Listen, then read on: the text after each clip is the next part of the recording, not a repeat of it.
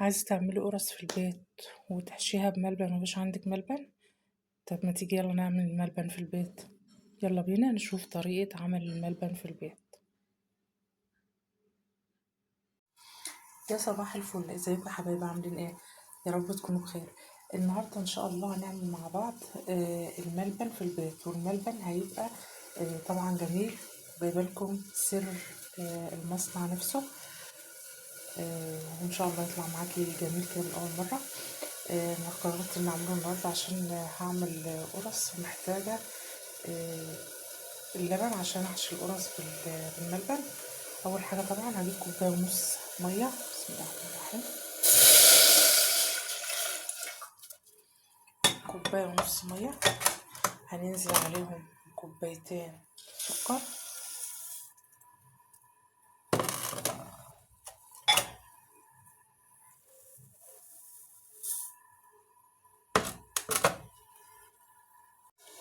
وهنقلب لغايه ما السكر بتاعنا يدوب تماما.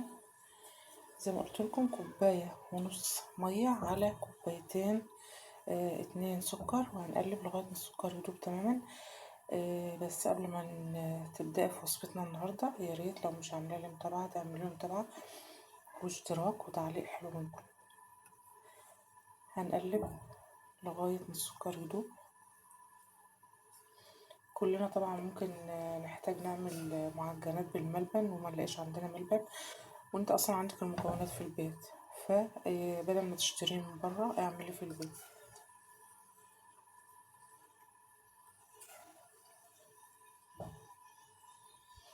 هنقلب لغايه ما السكر يدوب. بعد كده هنجهز كوبايه الا ربع نشا،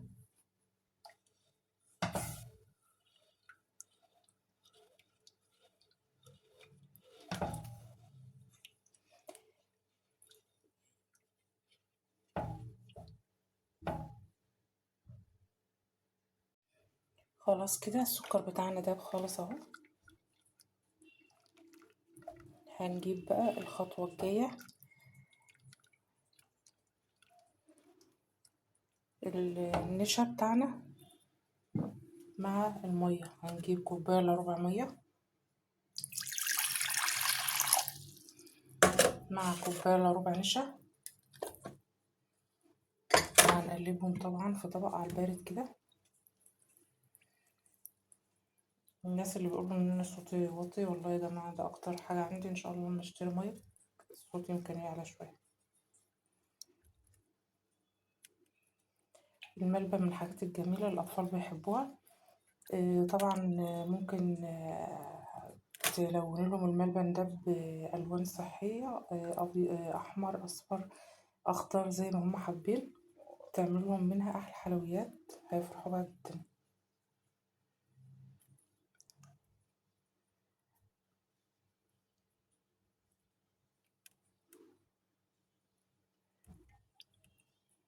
خلاص النشا بتاعنا ده تماما اهو. هنحط بقى النشا بتاعنا دهوت على السكر اللي على النار.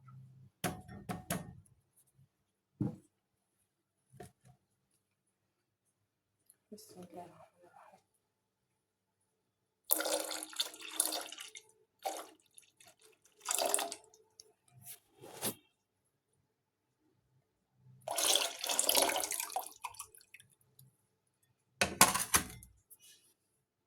وهنقلب باستمرار لغاية ما الخليط بتاعنا دهوت يبقى عامل زي الفازلين.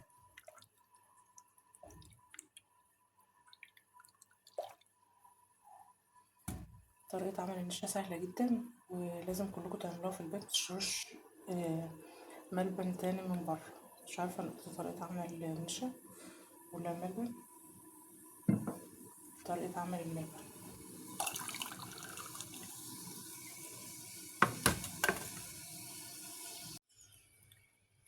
بعد ما الخليط بتاعنا بقى عامل زي المهلبية اهو، بيلمع كده وجميل، هنجيب كوباية سكر وهنضيفها على 3 مرات.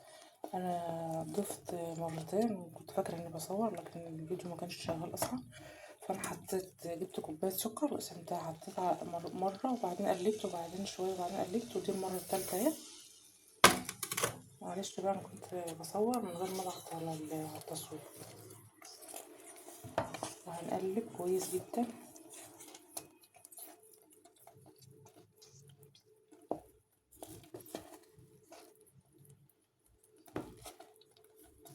وهنجيب دلوقتي نص ليمونه ونعصرها على الخليط بتاعنا.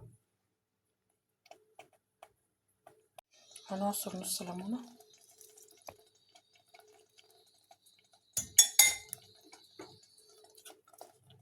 وبكده الخليط بتاعنا بقى جاهز. لو انت حابه تسيبيه ابيض زي ما هو كده هنسيبه، حابه تلونيه عشان الاطفال هنلون، يعني هنقسم العجينه دي نصين، نص هنلونها احمر عشان الاطفال ونص هنسيبها ابيض عشان القرص اللي انا هعملها ان شاء الله النهارده. هنطفي عليه بقى ونجهز العلبه اللي هنفضي فيها.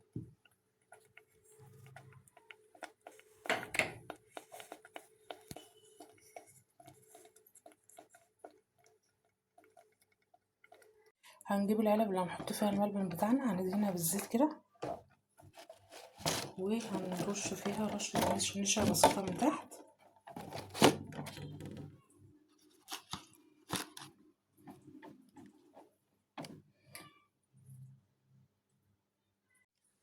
رشه نشا بسيطه زي ما انتم شايفين كده. قسمت الملبن نصين، زي ما قلت لكم نص هسيبه ابيض ونص هنحط عليه لون احمر عشان الاطفال.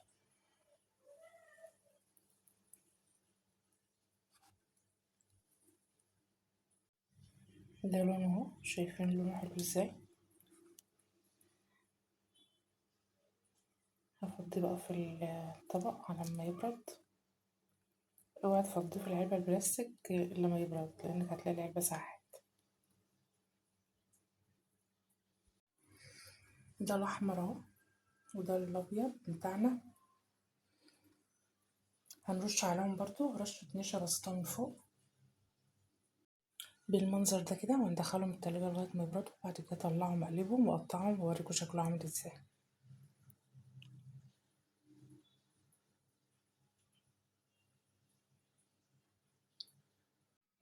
وده شكل الملبن بتاعنا اهو بعد ما قعد ساعتين في التلاجة. هقطعه واوريكم شكله النهائي. وده شكل العسل بتاعنا اهو. ده الملبن الاحمر وده الملبن الابيض. طعمه جميل جدا. وطبعا قبل ما تقطعيه بترشي في الطبق نشا من تحت وبتدهني السكينه نشا عشان يتقطع معاكي بكل سهوله. وبعد كده بترشي على وشه شويه نشا زي ما انتم شايفين كده.